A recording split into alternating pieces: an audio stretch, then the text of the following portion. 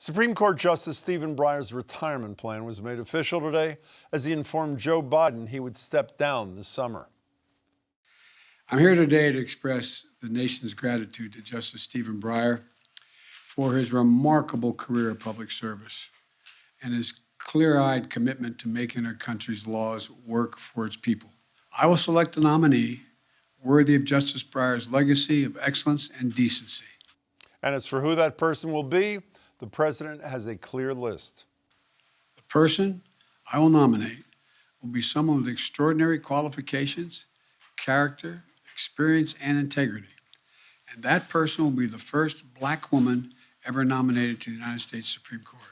If the president succeeds on that last point, it would fulfill a major campaign promise. But with a court that moved dramatically to the right during Trump's presidency, there's a lot on the line for Biden to get his nominee confirmed. And as we all know, when it comes to this particular Senate, nothing is a given.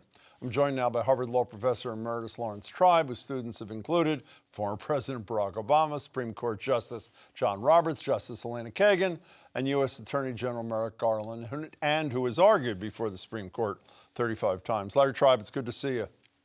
Good to see you, Jim. So you're a friend of Breyer's, yet you've been calling for him to retire for quite a while. Is that solely a strategic call, meaning that he should leave office so that the Democrats still control the Senate when a confirmation comes up, or is there more? No, that's all. I mean, he's still very effective, very smart, very good at dealing with his colleagues, tremendous justice, but it was time a while ago for him to make room for someone younger who would fill his place. And there are always risks. Some of the Democrats in the Senate are not exactly spring chickens. And we know that McConnell will pull out all the stops, do whatever he can. The closer it gets to, it wouldn't shock me for him to pull out some new rule saying, oh, we're in a year where there are going to be midterms. It's too late to confirm someone. I mean, it's nonsense, but that's his specialty. And so I thought that actually last October, just before he turned 83, actually October, he would have turned 83 back in August, but last June, when the last term ended, just before he turned 83, would have been a good time for Steve Breyer to leave the court. I'm glad he's doing it now.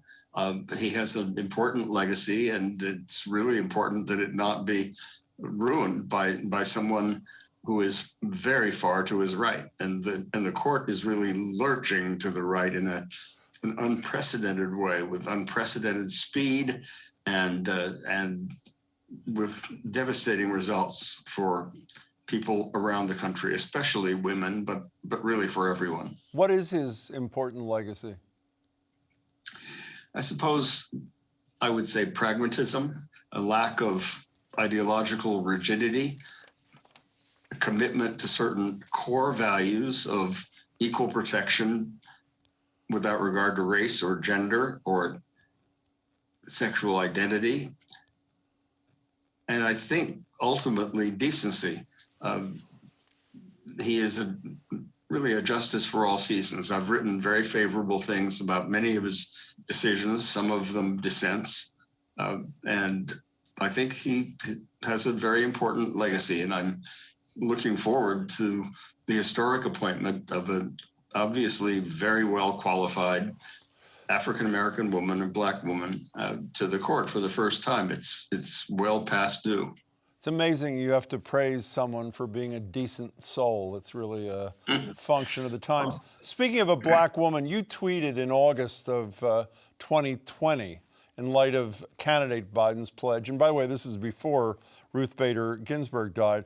Both Judge Ketanji Brown Jackson and Justice Leonardo Kruger would be superb SCOTUS justices, brilliant, humane, wise, dazzlingly credentialed, and savvy in the ways of the world, both judicial real. That both are Black women is just a happy plus factor. I am assuming that for strategic reasons, again, Brown Jackson is the call by virtue of the fact that she was just confirmed, not only just confirmed, but confirmed with all 50 Democratic votes, including Joe Manchin, and 3 Republican votes. Is that not a pretty sound prediction?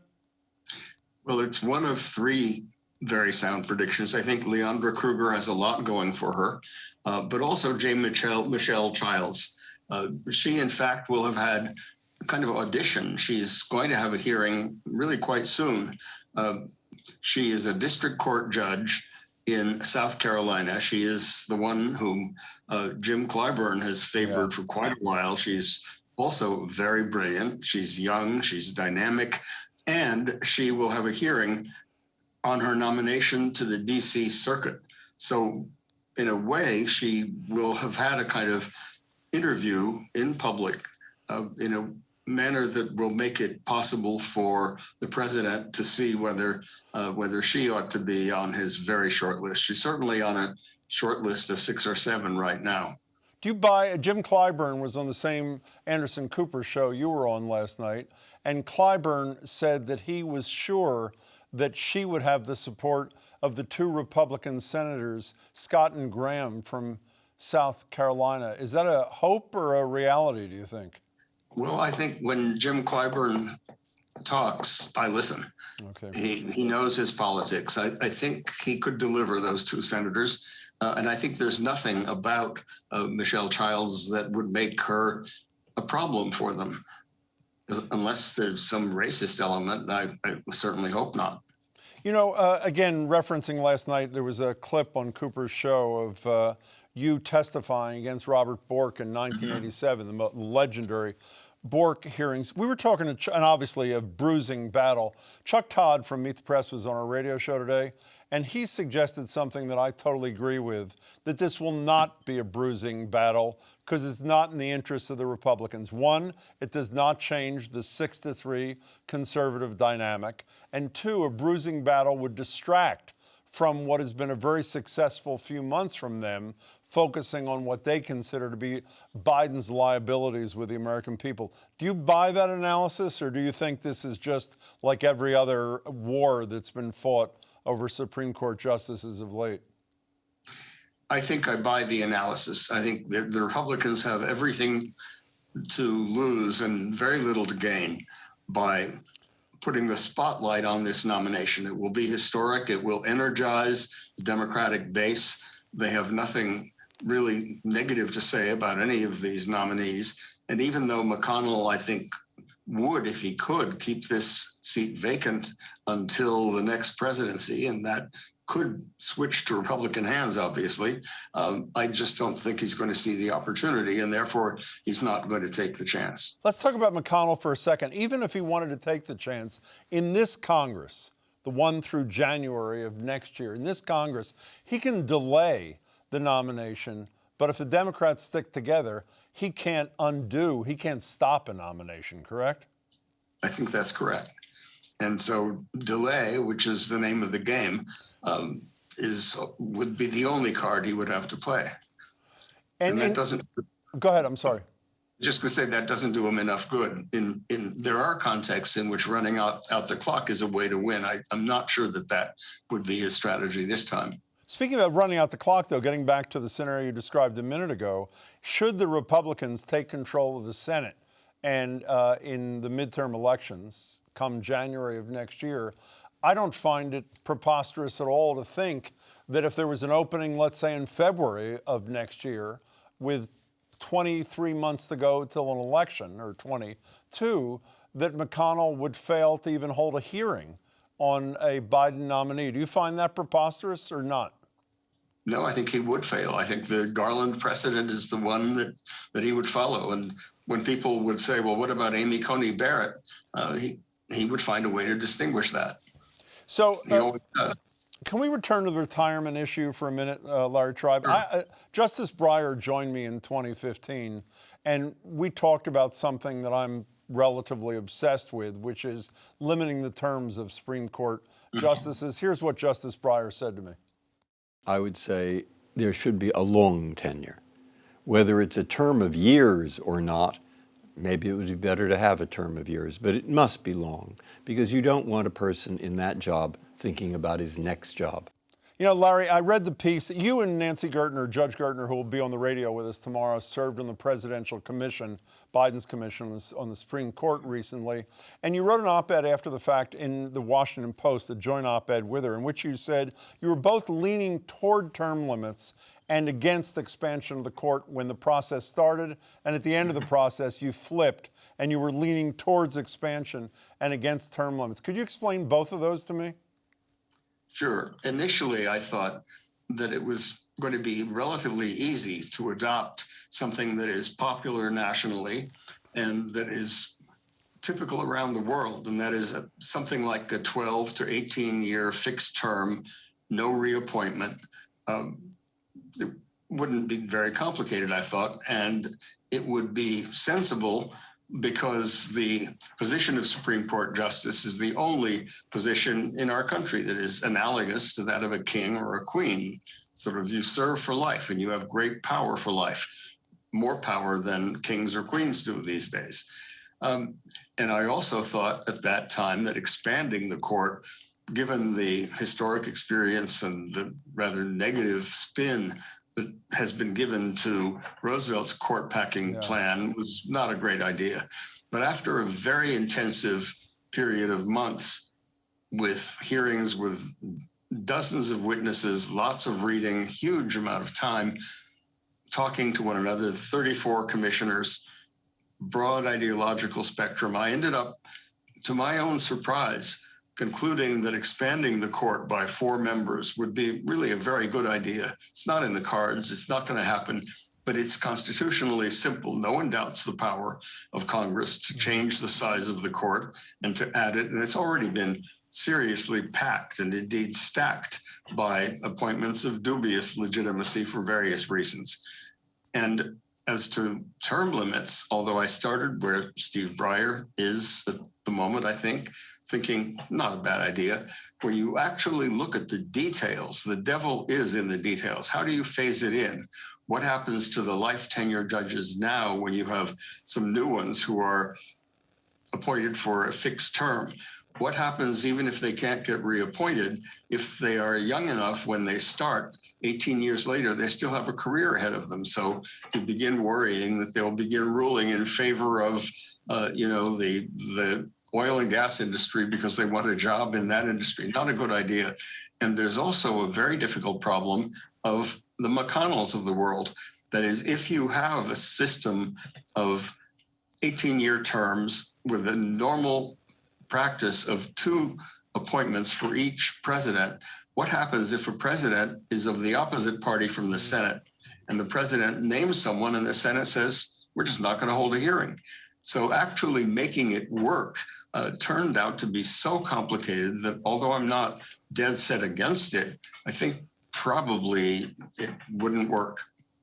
Regardless of what reforms happen or none, which is more likely, and regardless of who fills Justice Breyer's seat, there'll be a ruling come summer on the Mississippi abortion case. Are you among those who believe that we will see the repeal or at least the gutting of Roe v. Wade? Without any doubt. Whether they use the words Roe v. Wade is hereby overruled, or whether they overrule it without saying it, Roe v. Wade is basically dead.